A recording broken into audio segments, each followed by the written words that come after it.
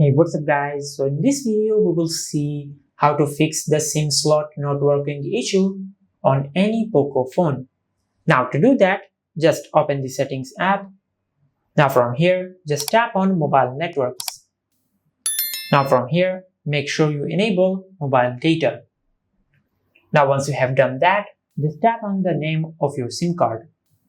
Now from here, make sure you enable use VoLTE. Now once you have done that, just tap on preferred network type. Now from here, make sure you select prefer LTE. Now once you have done that, just go back and tap on access point names. Now from here, just tap on reset. Now once you have done that, just go to your home screen.